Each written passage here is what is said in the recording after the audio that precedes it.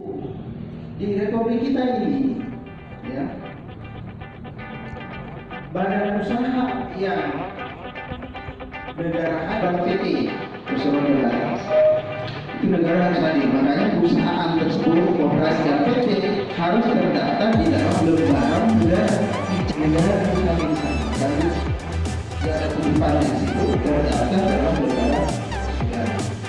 Jadi sama kedudukannya, misalnya kalau biasa baca data itu data dengan program itu bisa katakanlah kita bicara tentang bisnis yang usaha, apakah betul mahasiswa itu lagi ya berapa sih mahasiswa itu lagi fotokopi? Kita harus bikin datanya, jangan sampai ada hasilnya. Kita sudah tahu berapa banyak sih mahasiswa yang fotokopi. Kita kembali ke harga fotokopi, ya sudah dulu sampai beberapa bulan fotokopi. Ya kan? Ini bisa dicek apakah betul si fotokopi masih sampai akhirnya memang itu berapa banyak sih mahasiswa fotokopi setelahnya dan kira-kira berapa banyak? Ya, gimana cara memenuhi perencanaannya? Untuk fotokopi berangkat targetnya setiap satu. Ya, perkenalkan saya Alifa perwakilan dari UNM. Di sini saya mau bertanya sama rekan dari Salman. Di mana kalau RAPBK itu sudah ditetapkan di rapat kerja anggota. Kemudian ketika sudah ditetapkan RAPBK-nya, kemudian berlangsung sudah berjalan program kerja pengurus, tetapi ada masalah atau kendala yang dialami oleh pengurus. Misalnya ada mesin fotokopi yang rusak, tetapi mesin fotokopi itu belum ada masuk di anggaran di RAPBK. Tetapi mesin fotokopi tersebut sangat berperan penting untuk kemajuan atau penghasilan pendapatan dari unit usaha. Apakah mesin fotokopi tersebut bisa diperadakan meskipun tidak dimasukkan dalam RAPBK sebelumnya atau tidak? Mungkin itu sekian dan terima kasih. Yang diberikan, pertanyaan saya cukup simpel, yaitu sebelum melakukan suatu penganggaran kan ada beberapa tahapan atau prosedur yang dilakukan. Nah, seperti apa tahapan yang dilakukan sebelum melakukan anggaran? Kemudian setelah RAPBK ini berjalan kan unit usaha yang dijalankan sudah mendapatkan beberapa pendapatan, kemudian beberapa juga biaya yang dikeluarkan dari RAPBK ini atau usaha yang dijalankan dari Kopma itu sendiri. Karena biasanya biaya-biaya yang dikeluarkan dalam setelah usaha ini berjalan, pengeluaran yang biasanya dikeluarkan, intinya pertanyaannya di sini resiko-resiko seperti apa saja yang dialami dalam RAPBK ini setelah berjalan, seperti itu. langsung yang masuk di yang tadi dia tidak mau keluarkan alokasi anggaran ya kan, itu masuk dari lain. Kenapa memang tidak ditarik di situ? Kenapa memang tidak ada teman saya kata sekarang kan? Nah, kayak itu kan apa ini? Harusnya ditarik mana? Kalau misalnya ditarik ya sudah ditarik. Kalau ditarik di tempat yang memang oke, nggak apa-apa.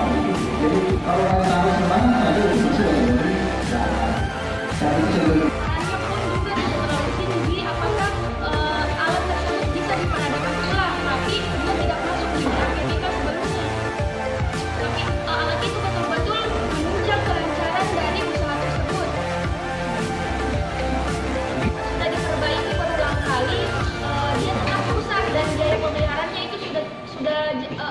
sudah melebihi batas itu. Ya, seperti itu. Di anggaran dasar atau di anggaran rumah tangga koperasi, jadi bukan berapa anggota tahunan atau berapa anggota yang belum harus menghadirkan semuanya. Itu harus, karena untuk merubah rencana anggaran ini kan sederhananya rencana anggaran kita ini kalau di pemerintahan itu kira-kira mirip dengan yang disebut APBD APBN lah, kira-kira seperti itu. Untuk merubah APBN tidak serta merta dirubah. Hari ini kita mau gini rubah, ada prosesnya. Ada di APBD kita, pemerintah daerah harus melalui rapat paripurna, ya kan? Nah, ada paripurna untuk perubahan, ya. Nah, oleh karenanya kalau misalnya sifatnya mendesak, ya tentu bagian koperasi membuat rapat anggota khusus, ya, rapat anggota khusus untuk melakukan perubahan terhadap rencana kerja anggaran pendapatan daerah. Kalau itu dibutuhkan, ya, dan rekod itu dibutuhkan, tapi duitnya harus pinjam lagi. Nah, memang lagi-lagi harus melalui mekanisme rapat. Tidak serta merta dengan kewenangan yang dimiliki pengurus lalu kemudian pakai saja uang itu yang ada. Karena kalau uang yang ada itu peruntukannya harus jelas. Narasinya adalah apa yang ada di dalam rencana anggaran pendapatan belanja koperasi itulah yang dijadikan pedoman di dalam baik sifatnya penganggaran maupun sifatnya biaya, kan gitu ya, biaya yang harus dikeluarkan. Jadi tidak serta merta gitu.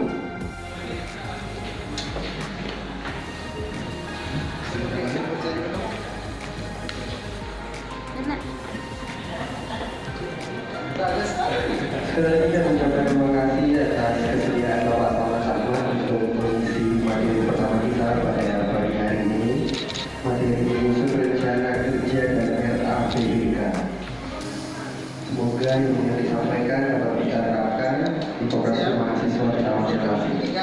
Gojek, Tokopedia itu semua kapitalisme platform karena mereka mengklaim sharing ekonomi, tapi faktanya yang kaya adalah yang punya.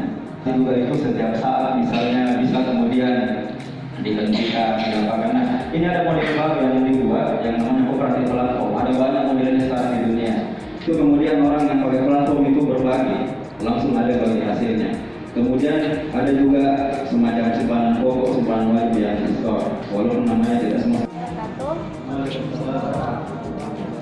Terima kasih atas kesempatan yang diberikan. Perkenalkan, nama saya Lydia dari Kopma Sultan Alauddin. Jadi di sini kita membahas tentang bagaimana menyusun strategi perencanaan strategis dalam koperasi.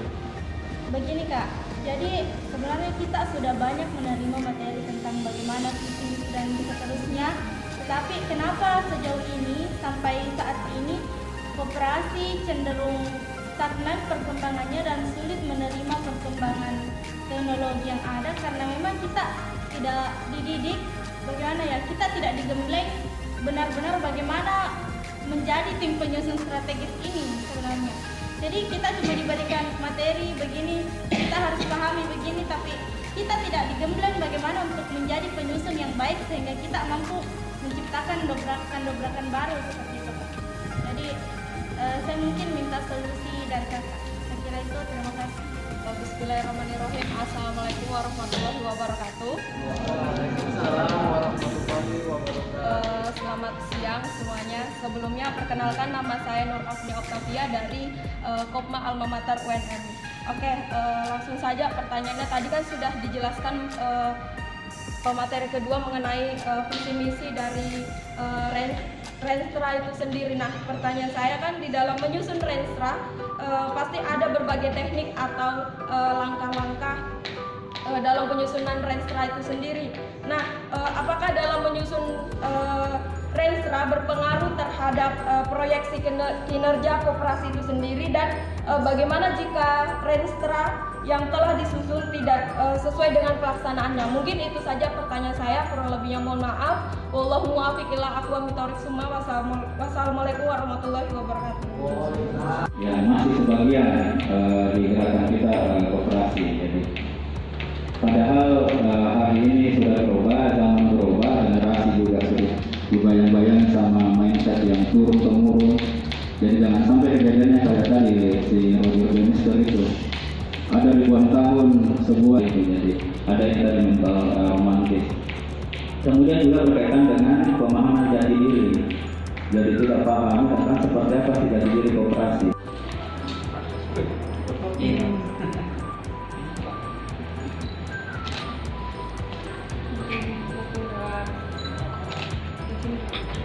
Oh iya.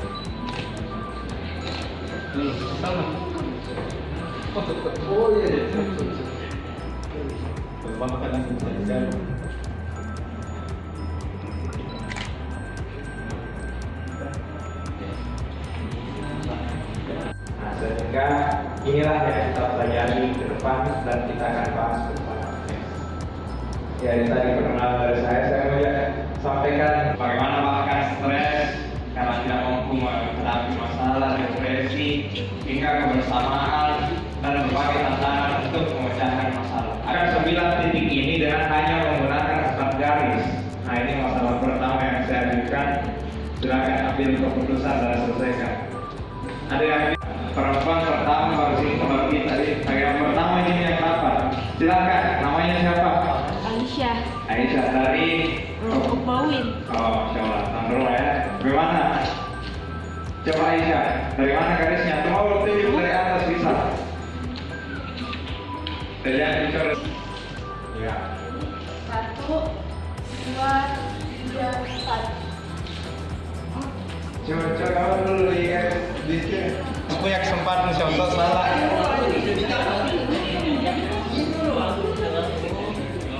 4 garis dan harus melalui semua titik dan di sini ada titik 9. 4 garis yang saling sambung menyambung dan dia oh iya bisa jadi di sini ya. Ini bagus. Lebih dilihat. 5 ya. Ganti yang garis ketiga. Harus 4 ya. Oke, tahu Pak? Kan memang prinsip pengusaha ya. Try error dan akhirnya kita berhasil. Ya, karena kita memperoleh pembelajaran dari sana bahwa itu 5. Yang lain silakan kita berpikir uji kreativitasnya pemecahan masalahnya. Karena yang penting sebenarnya juga dalam pemecahan masalah kita harus punya alternatif. Oh iya, itu dulu lah. Yang ke-5, yang depan tadi ke-4. Awang. 4. Lebih terus. Ganti. Yang ke-4 tadi, yang ini ya. Ya, tentang berpikir, uji kreativitasnya. Salah pun tidak masalah ya. Masalah medis mengatakan kalau kakak itu bukan kakak, namun kita menemukan cara lain. Oh, itu.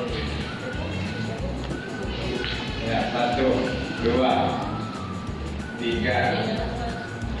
Iya. Benar sekali ya.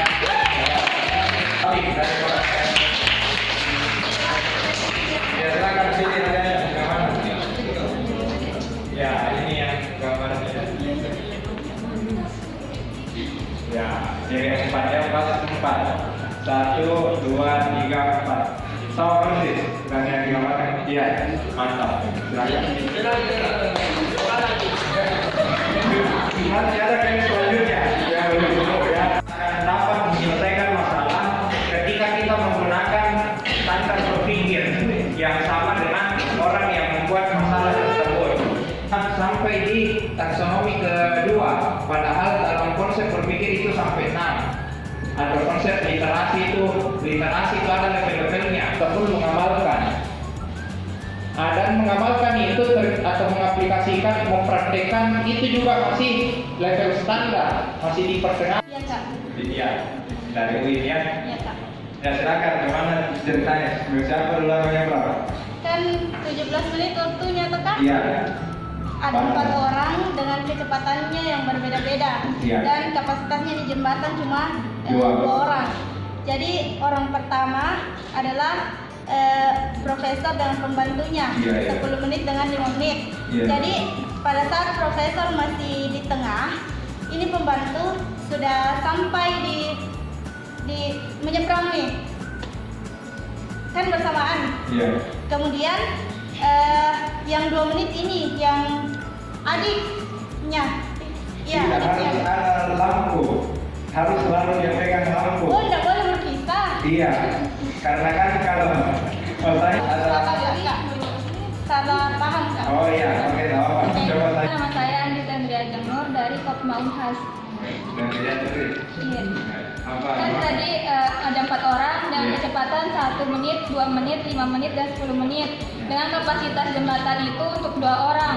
Jadi yang profesor sama Ya, pembantunya. profesor sama saya kan 10 sama 1 menit. Berjalan berdua kan hitungannya tetap 10 menit. Ya, betul. Terus pembantu profesor sama adik saya kan hitungannya 5 sama 2. Jadi tetap kalau berjalan berdua tetap hitungannya 5 menit. Jadi sampai di ujung jembatan itu cuma 15 menit. Coba di itu pas jalan ke sana sama Nama saya Muhyiddin Idham Ismail, perwakilan delegas dari Kopma Pusat IAIN Palu. Kalau saya lihat video tadi, mungkin solusi yang bisa diberikan. Pertama kan ada empat orang yang ingin menyeberang jembatan, dan dari 4 orang itu membutuhkan waktu yang pertama 1 menit, 2 menit, 5 menit, dan 10 menit. Dan masalahnya itu yang pertama lampunya cuma 1, dan masalah kedua jembatan tidak bisa dilalui lebih dari 2 orang. Oke. Jadi kalau yang saya tawarkan pertama bahwa yang waktunya 1 menit itu bisa mungkin menggendong profesor yang 10 menit. Dia gendong dan mungkin dia hanya membutuhkan tambahan waktu mungkin sampai 5 menit saja dan membawa lampu. Dan yang untuk orang pembantu yang butuh waktu 5 menit, dia bisa gendong adik kecil yang butuh waktu 2 menit tadi, sehingga dia kemungkinan penambahan waktunya dia untuk dia hanya sekitar 10 menit. Jadi masih ada 2 menit tersisa.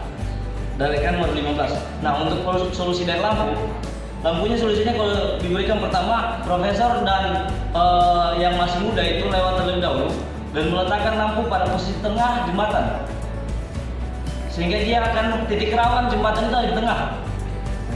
Itu pertama, jadi dia bisa lewat, sehingga orang kedua bisa lewat dan juga membawa lampu sampai di ujung yang waktunya 7 menit aja.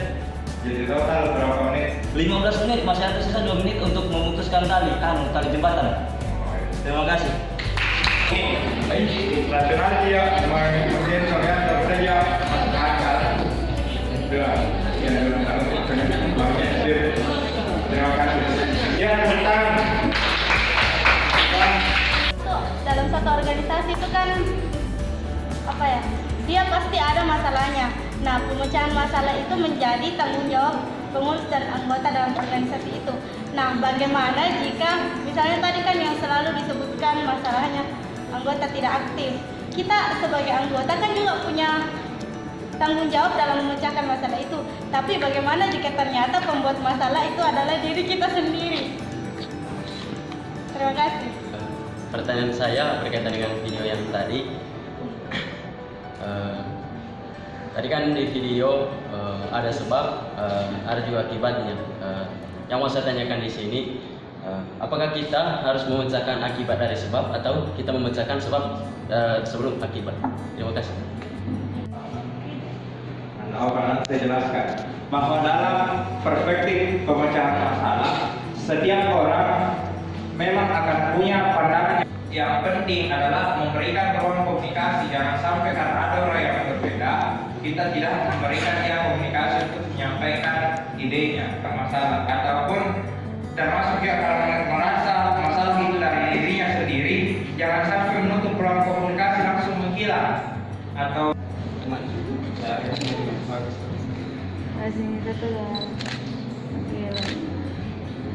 Salam lagi kak.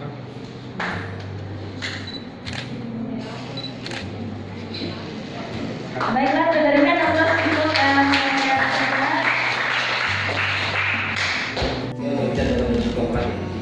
Manajemen keuangan itu adalah salah satu penerapan atau aplikatifnya adalah ada di diri kita sendiri. Walaupun kita di beasiswa atau tinggal sama orang tua atau kita kos-kosan, ketika ada uang atau duit yang diberikan kepada kita atau dana, itu kita yang sendiri mengatur, memanage. Contohnya tadi ini jadi untuk kebutuhan pokok, kemudian untuk belanja sehari-hari gitu kan, itu sudah dipisah-pisah. Nah, itu sebenarnya kita sudah belajar tentang manajemen keuangan.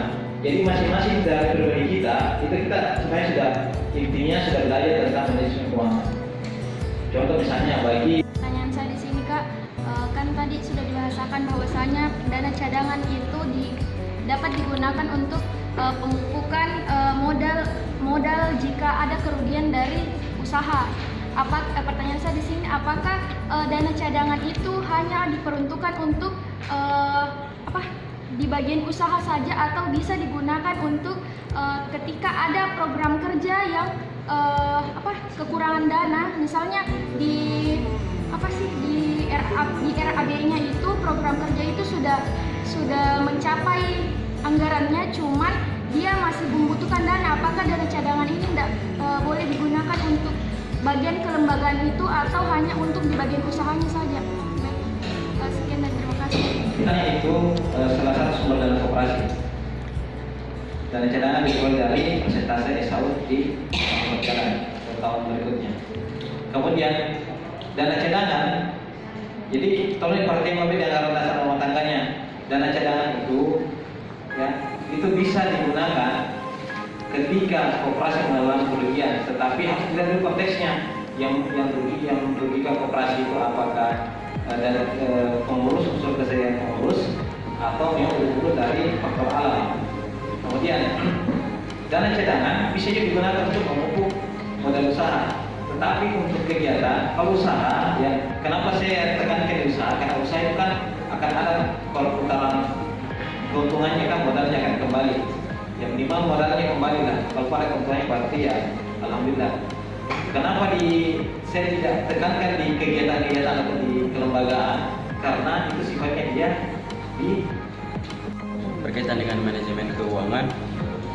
Yang mau saya tanyakan di sini berkaitan dengan model penyertaan. Apakah misalnya dari pihak pemerintah, pihak swasta atau baik pihak anggota yang menyertakan uangnya atau modalnya kepada koperasi, apakah di akhir tahun periode apakah mereka akan menerima profit seperti para anggota yang menerima sisa hasil usaha? Terima kasih. Oke, kan kalau penyertaan modal pasti akan ada kesepakatan. Pengurus, saya punya duit 10 juta, saya mau sertakan sebagai modal penyertaan koperasi. Berapa keuntungan yang mau kasih saya setiap bulan misalnya, itu harus ada. Jadi orang menyertakan modalnya pasti akan ada imbalannya kepada yang menyertakan modalnya.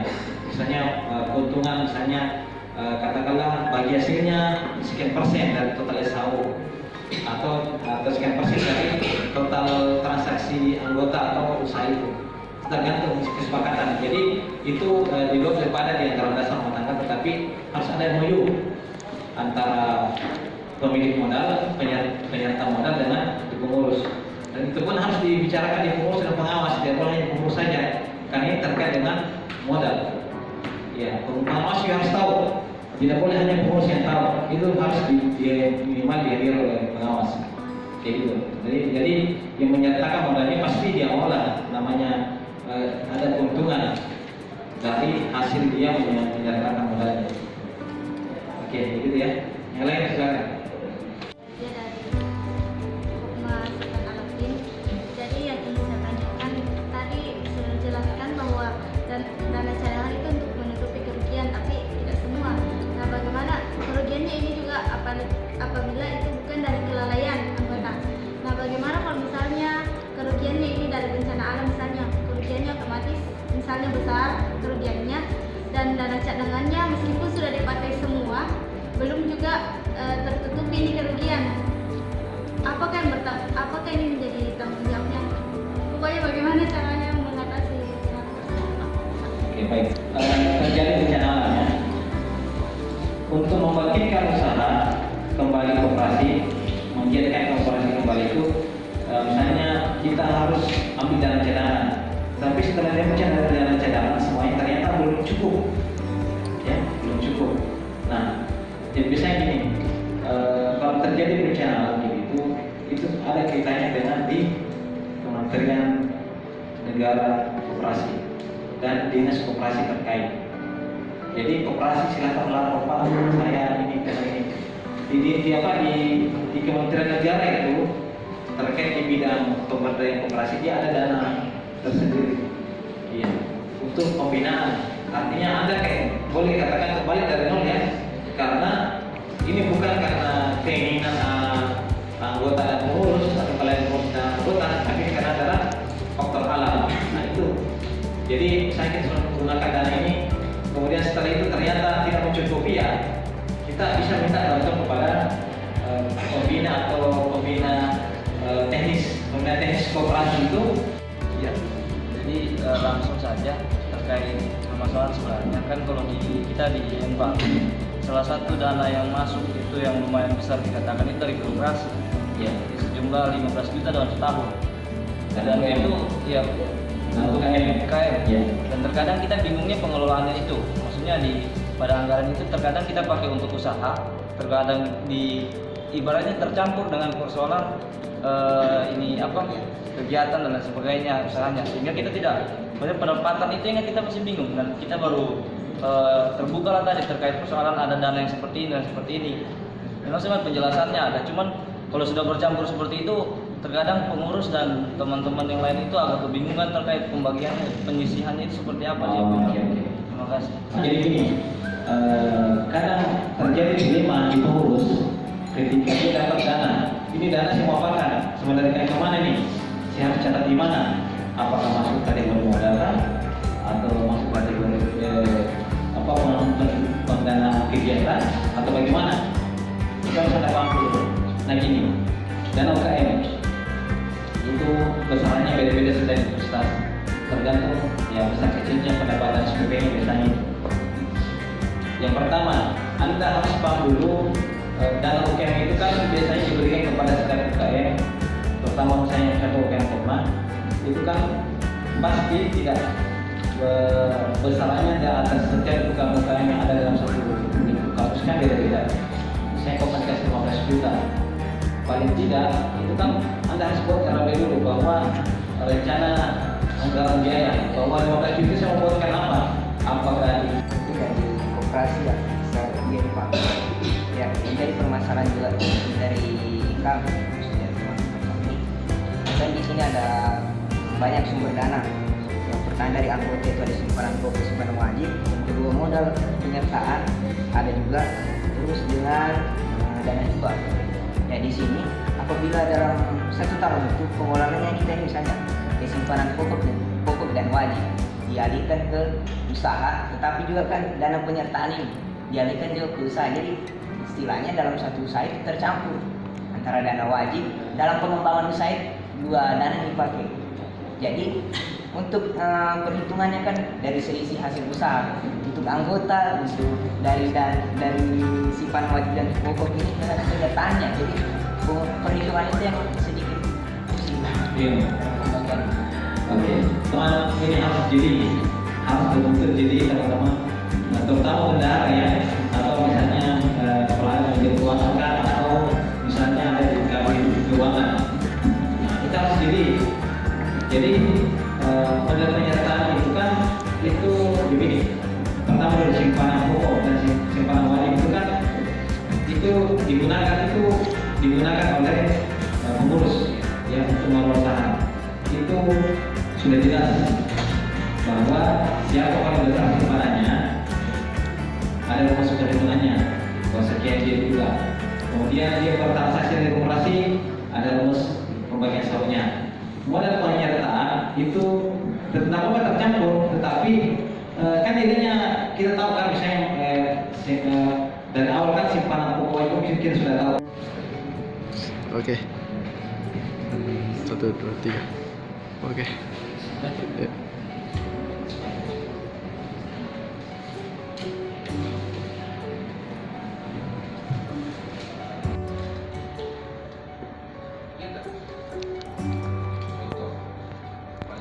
Saya tukang sablon percetakan.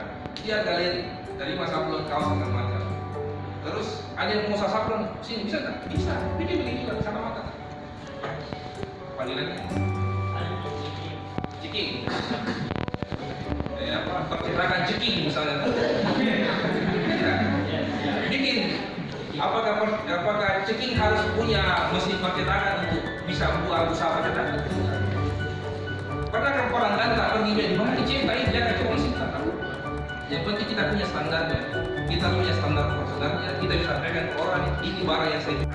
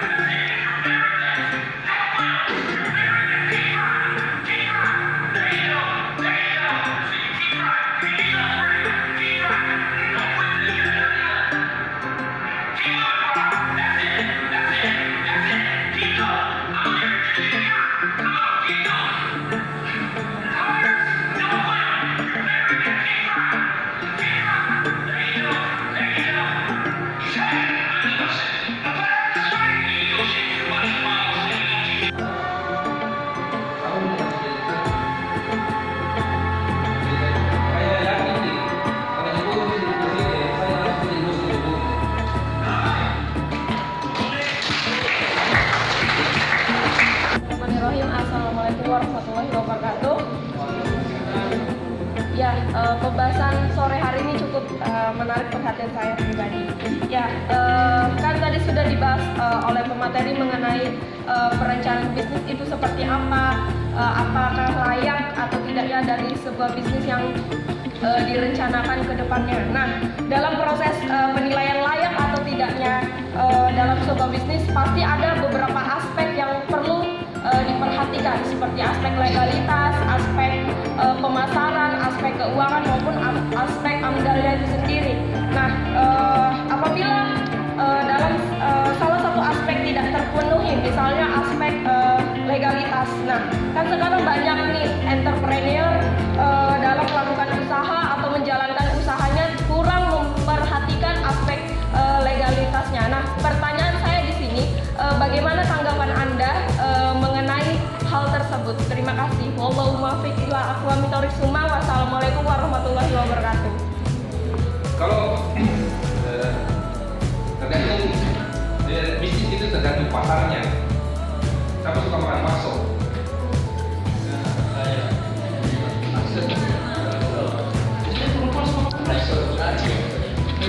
Siapa sering makan di warung bakso?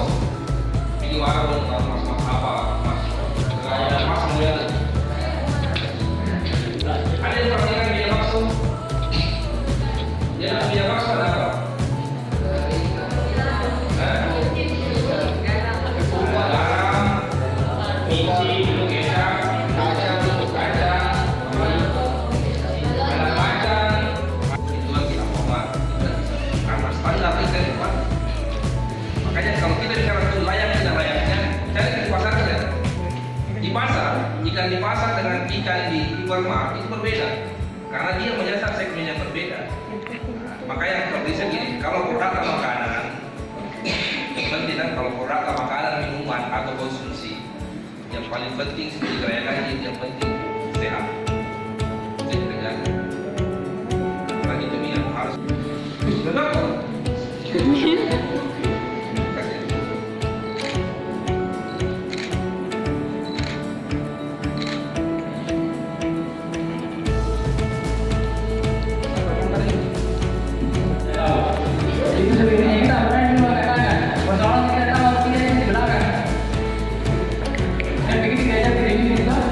Ini yang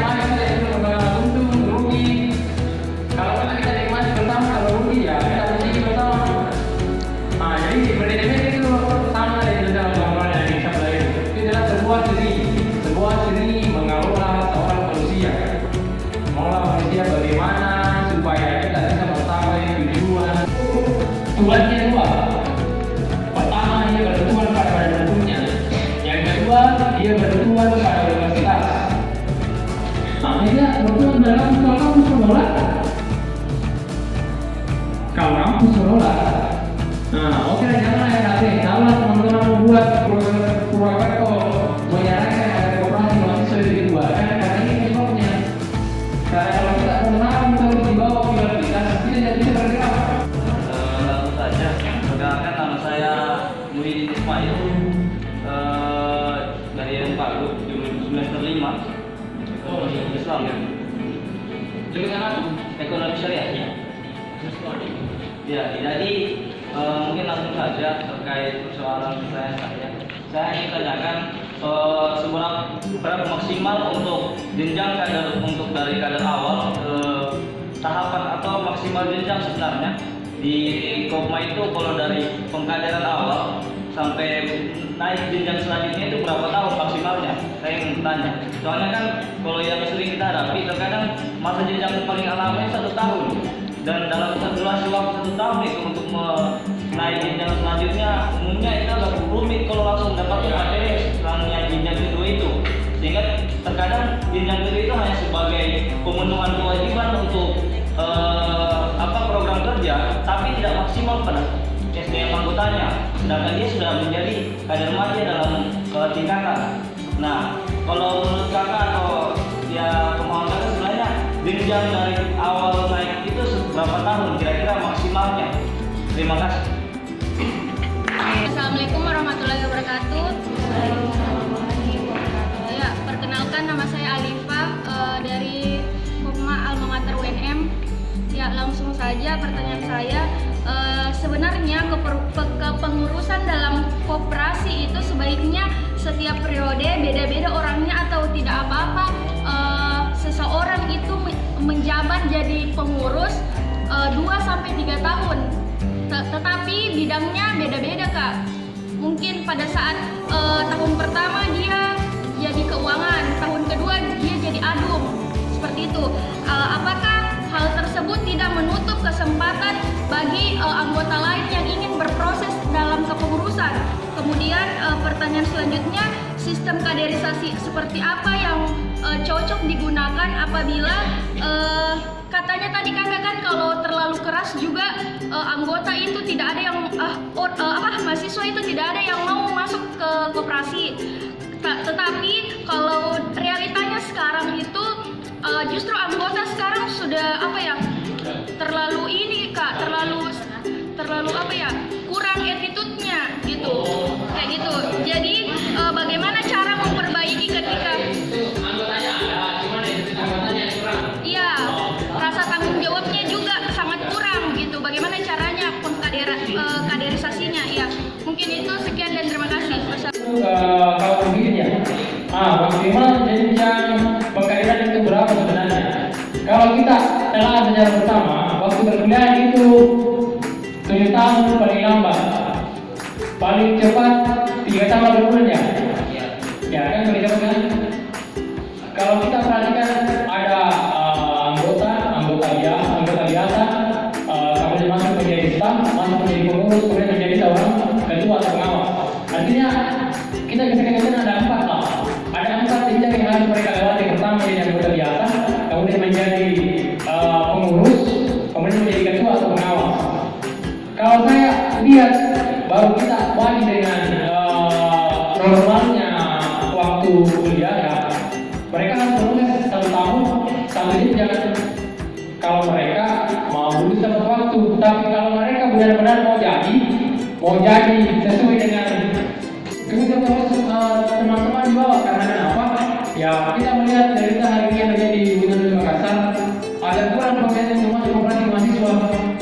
Makanya saya sampaikan ke Wali, ke Sapril, ke Adi, teman-teman saya lain bahwa kita tidak melihat kuantitas yang ada di koperasi kita. Buktinya hari ini anggota kita tidak seberapa. Tapi apakah ada Kopma Sulawesi yang lain yang mengadakan itu? Kesempatan teman-teman yang lain untuk ini. Kalau untuk belajar sebenarnya di koperasi itu tidak mesti kita harus memegang, tidak mesti harus menjadi ketua, tidak mesti harus menjadi pengurus untuk belajar di koperasi. Sebenarnya lagi ini kalau kita jadi anggota karena kita yang dibayar dan sebagainya. Ya itu mungkin dari misalnya kalau masih ada